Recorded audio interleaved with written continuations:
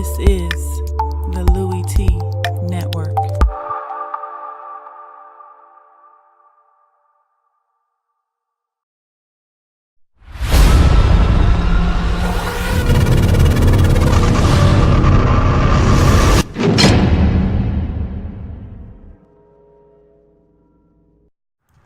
Who else could it be but me, your man, Louie T? Welcome to Lockdown Coverage Week number 2 in the National Football League. Miami Dolphins taking on the Los Angeles Chargers in a matchup that features a team that didn't play in Week 1 in the Dolphins due to Hurricane Irma, and a Chargers team coming off of a heartbreaking loss. Had a chance to send the game to overtime versus the Broncos on Monday night. Weren't able to do so due to a blocked field goal. And so this is a team coming home thinking they've got an opportunity to get back to 500 on the season. I want to get off to a much better start than last year where you dug yourself a hole and were never able to quite get out. And so this was a big one at the crib. Chance to kind of wipe the slate clean, get back to 500 and see what you can do in a very tough AFC West division where there's little margin for error.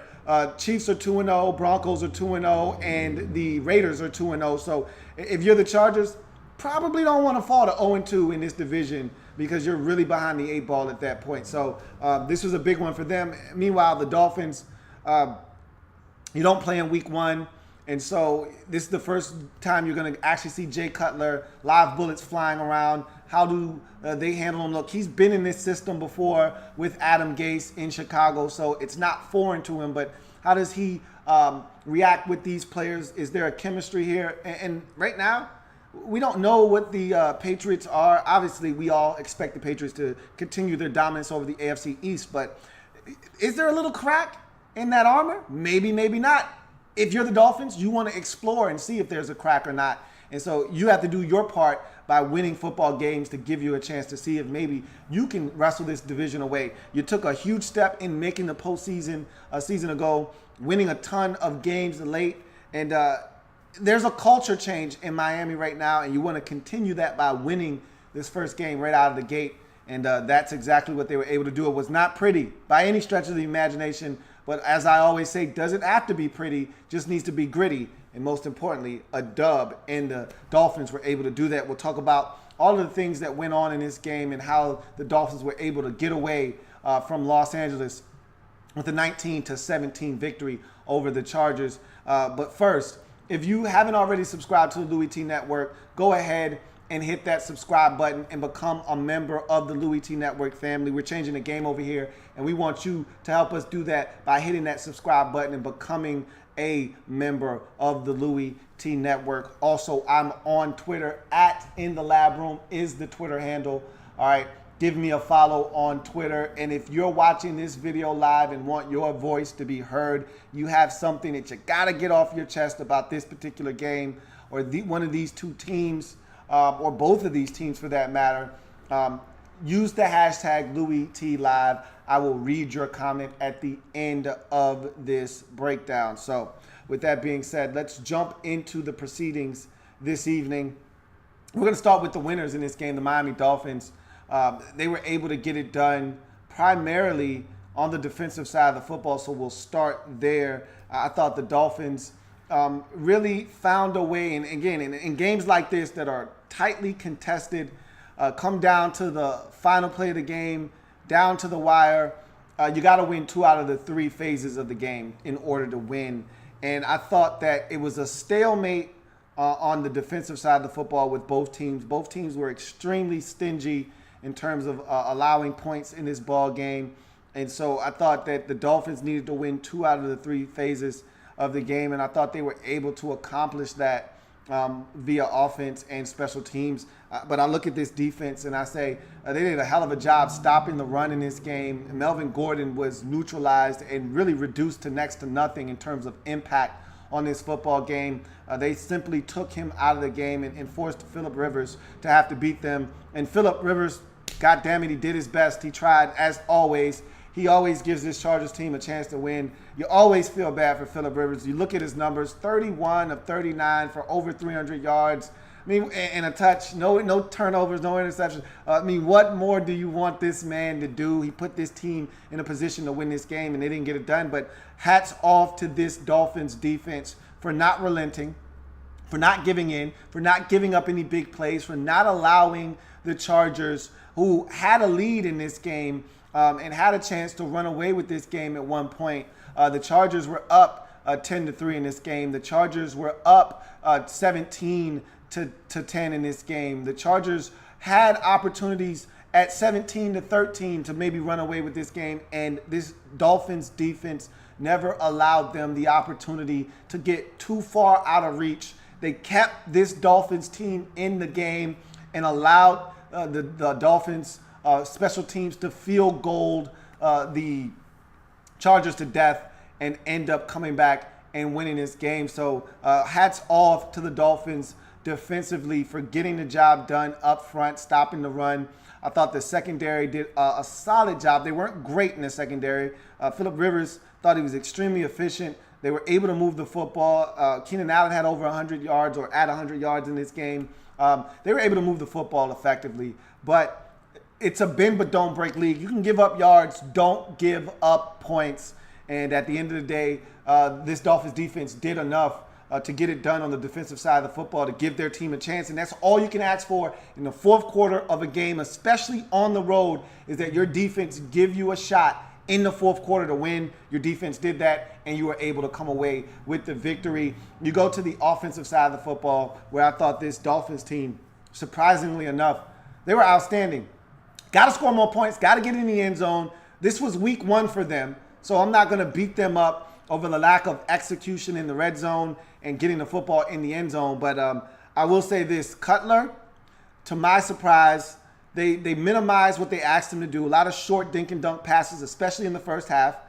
They opened it up a little bit more in the second half, and I thought he did a really good job of taking care of the football, finding guys that were open, and most importantly, knowing who you can give an opportunity to win jump balls to.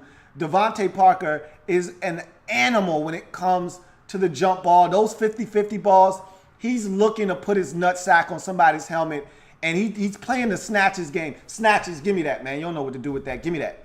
And he took the football away from Casey Hayward, much like he did against Ronald Darby in the preseason versus the Eagles, just absolutely taking the football away and getting a big play for this Dolphins offense. Thought he was outstanding, but I thought the player of the game was Jay Ajayi. They turned around and handed him the football time after time after time after time. At some point in my mind, I said, this guy's got to have 30 carries in this game. They literally fed Jay Ajayi the football until he was regurgitating yards. At one point, I was saying to myself, damn, are they going to throw the football, especially in the first half? It was a steady diet of Jay Ajayi.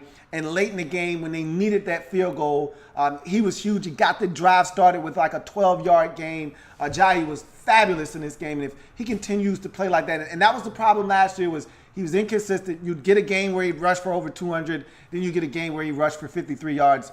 This is the type of Jay Ajayi performance you need, where this is a guy that you can rely on from anywhere from 80 to 130 yards rushing. That's what you need from Jay Ajayi on a weekly basis if this offense is going to remain clean, not turn it over, and not, most importantly, not ask Jay Cutler to do too much. That's when he gets into trouble. I thought they did a really good job of taking the pressure off of Jay Cutler, not making him force anything, not asking him to force anything because of the success of the run game. He wasn't asked to do anything outside of himself, and I thought that boded well for this Dolphins football team throughout the course of this game. And your special teams deserves a huge big up, because without them, you don't win this football game.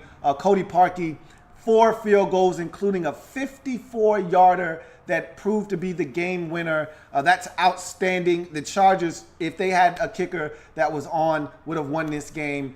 But they didn't. And so hats off to your kicker, your special teams. Jakeem Grant with a huge punt return late in the ball game to set the Dolphins up for that go-ahead field goal.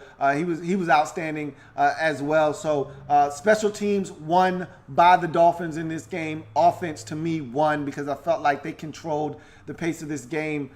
Especially when they had to have it, they got it. And even though it was field goals galore, it didn't matter. When they needed to get it, they got it. The Chargers Chargers, they couldn't control the offense. They couldn't control the clock. They couldn't control the pace of the game. When they needed to grind out the clock at 17-16, they couldn't even get a first down. And that's the difference in the game. When the Dolphins needed to get first downs to get in the field goal range, they were able to methodically move the football down the field, get in the field goal range, and kick the game winner. When all the Chargers needed to do was bleed clock, they couldn't even pick up a first down.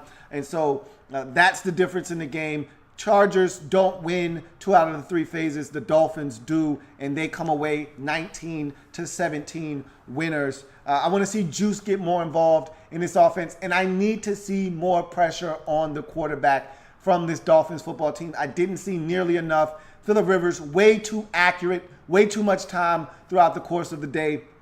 Need to see the Dolphins find a way. And if that entails blitzing, so be it. I know you may not trust that secondary enough to come after teams yet, but you're going to have to find ways to get quarterbacks off the spot if you're going to win games moving forward. Phillip Rivers was way too comfortable throughout the course of this game in the pocket. And 31 of 39 for 300 and some change. Way too efficient for Phillip Rivers and company. You go to the Chargers side of things, and this is another heartbreaking loss to the Chargers. They just can't seem to find a way to win these games. Last year, the excuse was Mike McCoy's our coach. He's a loser. He's got a loser mentality. That's why we're losing these close games. I'd love to know what the excuse is now, because 2 weeks, 2 losses by a field goal or less for this Chargers football team. Last week, the narrative was, will our head coach allow Phillip Rivers to throw the football and stop relying on the run so much? He's got to let Phillip Rivers throw the football. Okay, so your head coach now decides, Phillip, go throw it damn near 40 times and go get us a win, and you still come up short. The field goal kicking game obviously is an issue here with this football team. I want to start with the offense, though, because I thought offensively it was a little bit of a philosophy change here. Obviously, your coach is more of a guy that wants to stick with the run, but he realized that and I told you last week, I thought that he would make this adjustment. Their best chance to win is with number 17 throwing the football. That's going to give them the best opportunity. Now, granted, Melvin Gordon got nothing going on the ground, and that's a problem for me because he's too inconsistent, and it's not just him. The offensive line, and you sustained yet another injury. Joe Barksdale left this game, did not return. Don't know the extent of his injury, but you cannot afford another injury up front.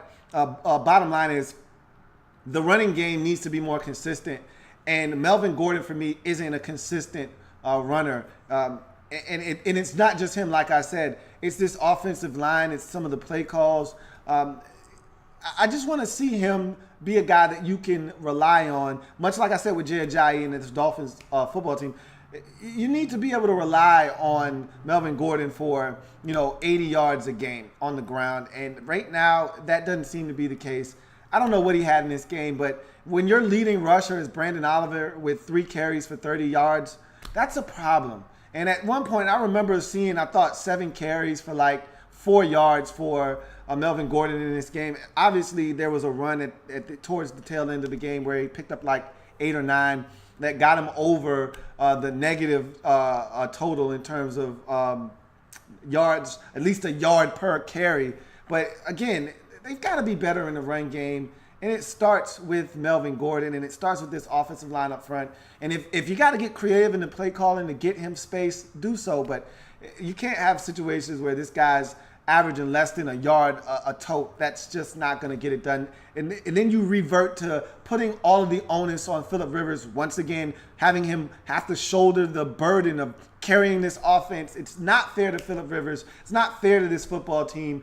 And you fell short in this game, really, because I thought the defense was a stalemate with the Dolphins. I thought both teams played well enough defensively to win this game. I thought offensively the Chargers played well enough. I thought you were out-executed by the Dolphins. They were able to run the football. Jay Cutler was able to throw the football. I thought they out-executed you there. But you had a chance to win this game on special teams, and you failed to do so. You missed a 43-yard kick that had a chance to really put some distance in between you and the Dolphins in this game right before the halftime break. That would have put you up 13-3, really would have had the Dolphins on their heels. You had an opportunity at 17-13 to get a field goal attempt. You hit a holding penalty by one of your offensive linemen. that pushed you out of field goal range. Instead of kicking a 49-yard field goal, it would have been a 59-yard field goal. You elected not to kick, obviously for all the right reasons there. And so those types of penalties kill you when you're trying to win a game. You can't have those types of mistakes. Instead of having a field goal kicking opportunity, you then have to punt. And so, of course, he misses the field goal late in the ball game from 44 yards out that would have won you the game. Again, field goal kicking, an issue for this team. It was last year. It remains the same this year. It's a shame because, again, you did enough to win this football game. You probably should have won this game. We've said this time and time again with this Chargers football team. You should have won the game. We said it a ton last year. We're saying it again here. It's a trend that is repeating itself way too often, and it's got to make you sick to your stomach as a Chargers fan to see this team piss away opportunities to win football games repeatedly. In the same fashion, you're up in this game 17-10, and you allow the Dolphins to reel off 3 straight field goals and beat you in this game 19-17. Makes you sick to your stomach. As far as the defense is concerned, they did everything they could in this game. I mean, they really did. Melvin Ingram is a stud. I mean, against the run, this guy's physical. He can get after the quarterback. Melvin Ingram is a problem. Boza is a problem, although I didn't think he had one of his better performances in this particular game. We know how good he can be at times. I thought Legit showed up in this game. Brandon Mebane, I thought, had a strong performance. The secondary was solid. They weren't great. I thought that they allowed some opportunities. There were some times where they were soft in coverage. There's a play late in the game, 3rd and 8, and every Charger defender is literally 4 yards behind the sticks. And the one guy that can hurt you on this particular play, Jarvis Landry, is right at the sticks. He catches it and is able to pick up the first down essentially and dive forward and pick up an additional 3 yards on 3rd and 8. You just can't have that. You got to find a way to get off the field there and force them to kick a long field goal. Instead, it allowed them to have an opportunity at a chip shot field goal. I believe that was the one that made it 17-16. So just too many lapses defensively. You gave it up on the ground, and that was probably the most disappointing part about the defense in this game is that Jay Ajayi and his Dolphins rushing attack had way too much success on the ground, including on the final drive when they had to have it. We can talk about special teams. We can talk about this offense not being able to bleed clock, but you still had an opportunity at 17-16 to get off the field, to force the Dolphins to not be able to get a field goal attempt. And on the first play, you give up 11 yards on a run to Jay Ajayi to get the drive started off the right way. And then you give up a nice gain to Jarvis Landry to get them in the field goal range. Or Juice or someone like that caught a nice 20-yard pass and got them in great field goal range. Again, you had opportunities to not put them in a position where they could get a 54-yard field goal attempt, and yet you allowed them to move the football into field goal range, and your special teams didn't help you, giving up the return there to Jakeem Grant to put them in a position to not need as many yards for a field goal. Bottom line is, when you needed a stop, you didn't get it defensively, and that's where games are won and lost. We can blame special teams. They got to be better. 2 opportunities to make field goals that were missed in this game. Another opportunity by the offense to have a field goal attempt, and you get a holding penalty, and so you're pushed out of field goal range. We can blame every single part of this team had a hand in this loss, and that's the frustrating part about this Chargers football team is that there's no one place to place the blame. Directly, if you want to just point to the easiest and most obvious person, it's your field goal kicker. But everyone had a hand in this loss. And this Chargers team just simply doesn't know how to win the close ball games. They didn't last year. They don't now. They haven't in the past. This team simply doesn't know how to get it done in pressure-packed situations like this one. They usually fold up, and they did it again in this game. And it's a shame because this team should be 1-1 right now. But instead, they're 0-2, looking up at everyone else in the division who's 2-0. And that's really unfortunate for this Chargers football team. Just really disappointing. But as the Dolphins get it done, 19-17. Great way for them to start their season off on the road, getting it done. in improbable fashion with 4 field goals and 1 touchdown. But a win in the National Football League. Let's get to any comments that may be out there. See. RG3 hashtag says the Chargers should fire their kicker. I don't know if they will or not, but they have to do something.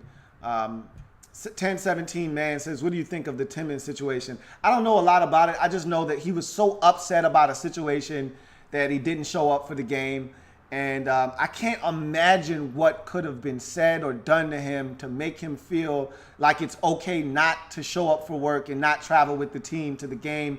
So there's an internal problem there that needs to be addressed immediately, because he's supposed to be a big part of this football team, and you can't have that the first game of the season for this Dolphins football team. There's no time for that. So I don't know the particulars of the situation, but I do know that he was so upset that he didn't show up for the game, and that's a problem, and it needs to be addressed right away. RG3 hashtag says, about time Allen is healthy, but for how long? When he's healthy, we know he's effective. 9 catches, 100 yards. He was outstanding in this game, but how long is he going to stay healthy is the real question. RG3 hashtag says, are you still doing the rookie wall? I'm not doing it this year. I'm going to bring it back next year when I come back with my podcast. So the rookie wall will be back in full effect next year when I bring back my podcast. Carlos Garcia says, is it bad that I'm getting used to this as a Chargers fan? Yes, that's bad. I can relate as a Redskins fan. You start to be less moved and somewhat jaded by these types of losses. The apathy starts to set in, and that's a dangerous place to be as a fan. When you expect this and it doesn't affect you, when there's no affect, not effect, affect, when you don't feel emotionally moved by a loss like this because you've become numb to this, that's a problem. I've been there as a Redskins fan. You're in a dangerous place right now, and they've got to do something to change that mindset. I mean, they didn't even sell out the stadium. This is a 30,000 seat stadium. This StubHub stadium is. They didn't even sell it out. And there were probably just as many Dolphins fans there as there were Chargers fans. That's a problem, and that speaks to the lack of communication between this organization and the fan base. And I also heard that, and I don't know how true this is, but I heard that at some portions of this, $100 for parking. Are you kidding me? There's a problem going on right now with the Chargers. I don't know what it is, but it's a mess right now. But in any event, 1017 man says, that run D looking legit. It was. They were ferocious. They had Melvin Gordon bottled up. Their biggest run came from Brendan Oliver down the sidelines. And outside of that, they had nothing going on the ground, and that's a testament. The run defense and the rush offense were outstanding for the Dolphins in this game. Ed says, a win is a win, however we get it. I think our defense still needs improvement. Also, our offense, I know it's only week 1, and both Jays were looking great, fins up. That's the way you have to approach this. You take a win. Don't ever let someone tell you that a win was too ugly to be pretty. A win is always pretty. I don't give a damn how it looks. I don't care how ugly it is on the outside. It's always a win. I don't care how ugly it makes you feel on the inside. A win is always pretty on the outside. Don't ever let somebody tell you that a win ain't pretty, because it's always pretty. Always. Netzel01 says, what do you think about Keenan Allen? I think he's outstanding. I think he's the best receiver the Chargers have. When he's healthy, he's a load to deal with, and you saw that in this game. They have to be better at getting him in situations where he can help this team score more points. I was happy to see OG85 get his touchdown to become the all-time touchdown leader for tight ends, and he's a first ballot Hall of Famer, and good for him. But they gotta find ways to get Keenan Allen the rock even more. I remember at one point last year, before he got hurt, this guy was catching 15, 16 passes in a game. Not saying that's what they need to do, but he's that type of football player, and he can do that. And they got to get him the rock. like they did in this game moving forward. RG3 hashtag says, do you think the Dolphins might win the AFC East? Nah, I won't go that far. It's still the Patriots division until otherwise notified. And right now, I haven't been notified of any changes. It's still status quo in that division. It's still the Patriots division to lose. Jay Orion says, do you think the Miami Dolphins are the most underrated team in the NFL? It seems like that team gets no respect. No, it's too early to say that. It's too early in the season to play the no respect card.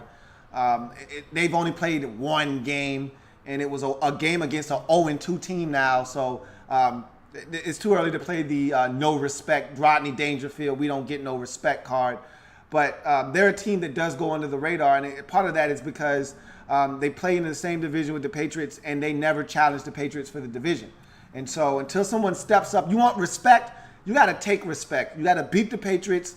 You got to take care of business in the division, pretty much like you did last year, sans for getting swept by the Patriots last year. You want respect, you got to go out and take it. And you win games in the division, you beat the Patriots, you'll get respect. But Jay Orion also says, are the Chargers done?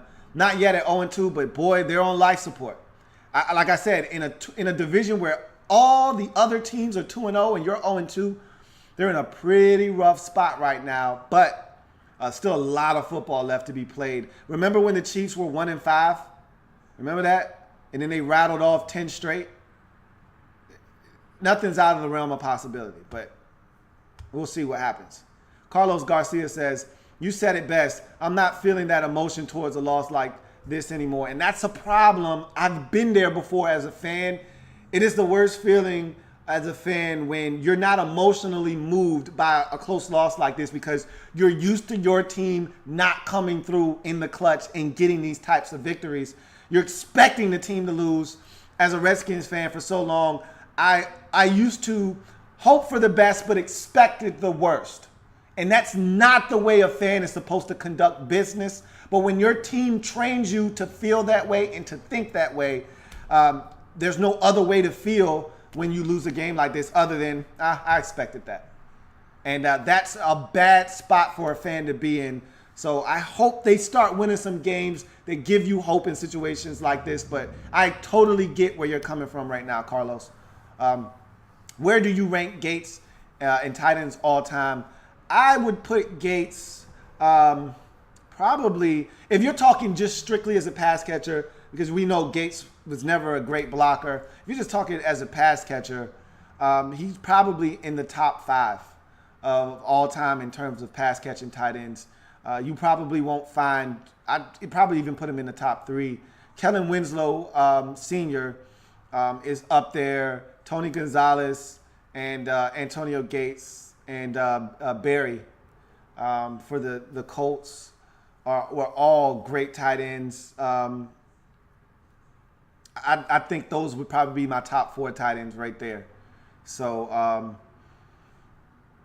Ozzie Newsome was a good tight end, but if you're talking best, I'd put Kellen Winslow at probably number 1. If you're talking about in my lifetime, I didn't actually see Kellen Winslow, but I know about the man, and I'm more of a football historian. I don't go back too far. Like, I don't know Night Train Lane and all those guys, but I do my due diligence, and I know about the past, and I respect what those guys were able to accomplish in a much more physical sport. I mean, guys were getting their heads taken off in those days. You were allowed to clothesline. I mean, it was just a much more physical game then. So I respect what Kellen Winslow was able to do in his era. I put him first. But after that, I think Gates could easily be 2, 3 with Gonzalez. Those 2, and then Barry from the Colts would probably round out the top 4 there. So it was a hell of a contest. Great to see OG85 get the record. But the Chargers have to find a way to win that game, and they simply didn't. Dolphins, they found a way to get it done. And like I said, that's the good teams in this league do. I don't know if the Dolphins are a good team or not, but that's what the good teams in this league do. They find a way to win these types of games, and that's a big win on the road for the Miami Dolphins. Rams All Day 95 says, good game yesterday. Likewise, man, that was a fun game. And RG3 hashtag says, the only way the Patriots might win the division if Tom Brady deflated them footballs like always. Oh, here we go. He called him Tom Shady. I can't with you guys. I cannot do it. I'm not going to do it today. In any event, Dolphins get it done. 19-17, get their first win of the season in their first game of the season. They're now 1-0 on the year. Chargers, tough luck. Another close, hard-fought loss for the Los Angeles Chargers as they start the season off 0-2. Yikes. That's pretty much all you can say is yikes. As they start 0-2 under their new regime and new head coach. Tough start for them. But I think they need to be at least trying out new kickers, if nothing else. But we'll see what happens. Dolphins get the win 19-17. If it happens in the National Football League, whether big or small, we cover it all here on Lockdown Coverage. Your man Louie T covering the entire league like a blanket. Got 2 more contests to break down. Raiders at home versus the Jets, and what turned out to be a blowout in a very close game, a lot closer than I thought. 49ers at Seahawks in a little bit of NFC West family business. I'll break those 2 games down in addition to Monday Night Football overtime. So hopefully I'll see you for those other 2 breakdowns on Lockdown Coverage. If not, I best see you for Monday Night Football overtime. In any event, I'm your man Louie T signing off. I'll see you guys later. Have a good one.